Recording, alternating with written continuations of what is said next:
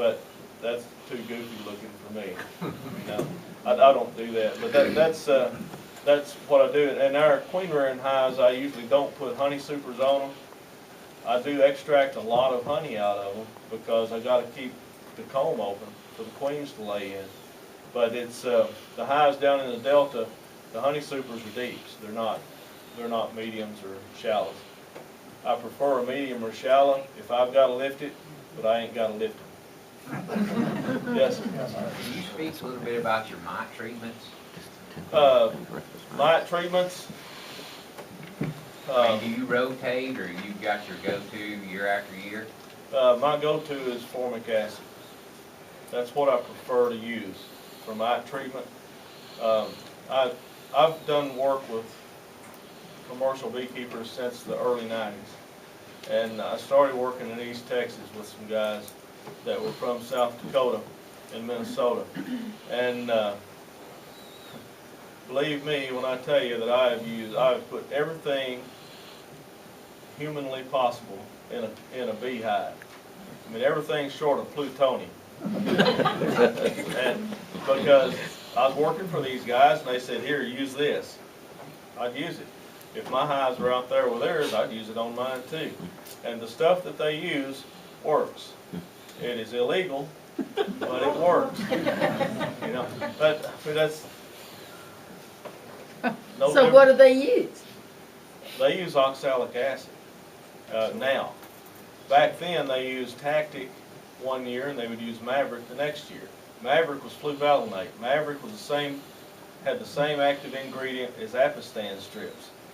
But the Maverick now, the fluvalinate now is Tau, T-A-O, or T-A-U, Tau fluvalinate, which is a water-based. The old fluvalinate was oil-based. The oil-based was harder on varroa mites and easier on bees. The Tau fluvalinate is harder on bees and easier on varroa mites, plus they're somewhat resistant anyway to fluvalinate. So Maverick is that's not an option anymore. Now, some commercial guys, very few of them, but some of them still use Tactic, which is amitraz. Amitraz is the ingredient that is in the apivar strip. Apivar right now, the amitraz strip, is very effective right now against varroa mites. Don't expect it to stay that way. The varroa mites will develop a tolerance to that. And there's already some reports of it already happening up north in Minnesota and Wisconsin. They've reported some tolerance of varroa mites to amitraz. Formic acid and oxalic acid, they kill varroa. Both those chemicals, number one, they're found in the hive anyway, just in a lot lower concentration than what we spray in there. But formic and oxalic work on the varroa in a different way. They attack the cuticles of the varroa and allow pathogens to enter into the varroa to kill them. And you know, it's less likely that varroa will develop a tolerance to either formic or oxalic acids. Now, formic acid, don't use it in hot weather. If it's above 85 degrees, don't use it. It'll run your bees out of the hive, it'll sterilize queens, it kills pupa if it's above 85 degrees. Use one strip for every 10 frames of brood. Now, the label says use one strip for every 10 frames in the hive. It should say every 10 frames of brood. If you use one strip for every 10 frames of brood, under 85 degrees, and leave it in for 7 days and take it out, you'll like it. But if you don't do those three things, you'll be disappointed with it. You'll get a pretty good kill. The main thing is check your bees for mites. Don't check them if you're going to treat. If you know you're going to treat anyway, go ahead and treat. Don't check them before you treat, check them after you treat. Wait about 2 weeks after you treat, check your bees to make sure that what you did worked. That's the main time that you need to check them, is after you treat, so that you know that what you did worked. Because if if what you did not work and you think it did, you're just setting yourself up for a big disappointment. And it's easy for us to do that. We don't have that many hives. But oxalic acid, the hive needs to not have any capped brood in it for it to be really effective. Formic acid will go through the cappings. Oxalic won't. Mite away quick strips are a good source of formic acid. That's the legal treatment for putting that in a hive. Different states have different regulations for oxalic. In Kentucky, you can spray oxalic from an airplane if you want to. You can do it any way that you want to treat in Kentucky. If I'm using oxalic, I prefer to spray it with a little hand pump garden sprayer, one of the little thumb operated things. But some states you can only dribble it or vaporize with it. It's not going to be that effective if there's capped brood in the hive. And those are my two favorite treatments for varroa. Hop guard. See, with formic acid, you can use that with honey superzone too. With hop guard too, you can use that. That's beta oil from the hop plant. You can use that with honey superzone. It's not as effective as formic acid. It's not as effective as oxalic acid, but it may get you over the hump until you can get to some cool weather where you can use formic acid. And those are the three things that I use. I try not to use any more harsh chemicals, but if varroa mites make me mad enough, I'll use whatever it takes to kill them. Yes, ma'am. I'm curious about the behavior of bees when there are varroa mites in the hive. My experience this winter, my bees froze to death with their heads in the frames, like you talked about. There was a whole box of honey there. I sent a sample to the National Bee Research Laboratory, and they came back with a high percentage of varroa mites, nine mites per 100 bees. It's pretty high. Right, and before they died, they were crawling out of the hive and crawling on the ground. Trying to leave. Yeah. Is that something they do when there are a lot of mites in the hive? In cold weather. And if it's not flying weather, normally varroa mites normally don't make the bees crawl like tracheal mites do. Right. They crawl with tracheal mites because they can't breathe. Right. There was no evidence of anything else in the hive except varroa. Crawling is normal when it's not good flying weather. It was right before New Year's here. It was very cold. They were determined to leave the hive. That's what happens. A lot of times when a colony absconds from a hive, just leaves the hive, they do that because something is going wrong in the hive that they cannot overcome, and they leave it. That's a survival mechanism that they use. Small hive beetles, different colonies have a different level of tolerance for small hive beetles. I've had big colonies abscond when there was a little patch of small hive beetle larvae that big around. And I think, well, that ain't nothing. You guys could have took care of that in 5 minutes. And they all left. And I've had other hives that were decent sized hives that would have a full frame of maggots working in there. And they would just be going about their merry way. So hives have different levels of tolerance to different pests. But that's when there's something they feel like they can't overcome, and that's a colony to colony thing.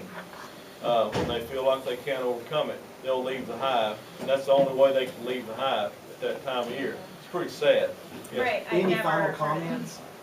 This time wraps up. Any final comments that you guys have? I mean, yeah, I got one for you. all right. You've been doing this long enough. What's the smartest thing you've ever seen the bees do?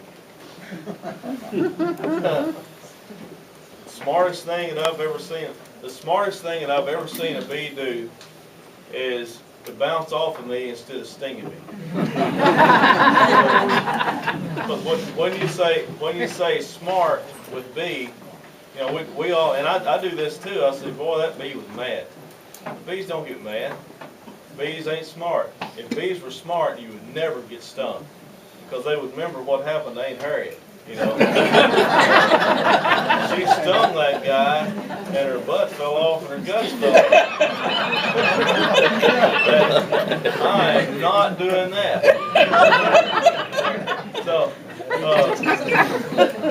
I will say this. Honeybees are the most amazing thing. I grew up on a farm. I've lived on a farm, on a working farm all my life. And I've worked for a lot of different farmers in the area and different beekeepers all over. Honeybees are the most fascinating thing that I've ever worked with. And maybe that's because I just never have found a point where there's not a whole lot. The more that I learn about honeybees, it seems like the further the goalpost gets. You know, I learned more, and I realized that opened up this whole other room over here of stuff that I didn't know that I got to learn about. And there's just not any stopping place to learning about honeybees. Now, I don't know if any of you folks go to Heartland Apiculture Society meetings. Sometimes they have had them in Cookville and Lebanon before, but this year it's going to be in St. Louis. And there's a young man that I met about a year and a half ago named Samuel Ramsey. If you can't go to Heartland and listen to him, Google him and watch some of his presentations on YouTube or something. Samuel Ramsey. He's a doctoral student for Dennis Van Dingelsdorp in Maryland, and he did some fascinating studies on varroa mites and how that they interact with bees. We've always heard that varroa mites feed off the blood of a honeybee. He proved that they don't. Varroa mites feed off the fat bodies of the honeybee. When they're on the back of the honeybee, they're just riding. They're hitchhiking from one place to another. The only blood in the feces of the varroa mite is incidental from piercing the cuticle underneath the abdomen.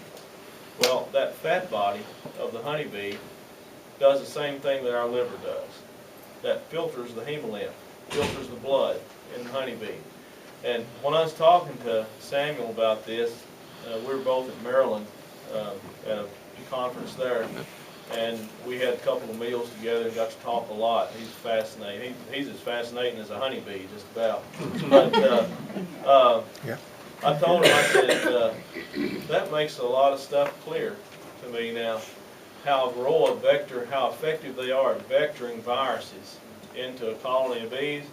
Because if I've got a cut on my hand and Stuart has the flu and he sneezes on my hand, I might get the flu. But if Stuart takes a syringe of flu virus and injects it into my liver, I'm going to get the flu. And I mean not in a minute either. I'm going to have it right then. It's going to go through my body just like that. That's how fast varroa vector viruses into bees. Once that varroa infests one bee with a virus, that bee becomes the vector. And when it infects other bees, the vector becomes exponential. You don't have to have 9 bees per 100 with a varroa mite or 9 varroa mites per 100 bees. You got to have one. Just one to vector that virus in. All varroa don't carry the viruses. Some do. The smartest thing that I've seen bees do is actually something like leaving a hive when they can't overcome what's going wrong. They know that it's not getting any better, so yeah, we're going to freeze to death out here, but we're dying in there. May as well leave it. Anybody have a last word? My wife's in trouble now. Well, y'all come up to the bee school if you want to, April 5, 6, and 7. It's not a progressive school. Each day is pretty much the same thing, but we cater to the people that come. If you get there at 5 o'clock in the evening and you want to see how to mark a queen, and we've already done that day, we'll go mark a queen. And everybody that comes to our school, it's our purpose to make sure you don't leave without doing what you want to do. Do you have a website? I have one, they ain't tended it in about 12 years. Yeah, I know. Go to Lake Barkley Beekeepers has a Facebook page. You can get all the information off that. The Bee Barn, Chuck Collins has a website with the Bee Barn.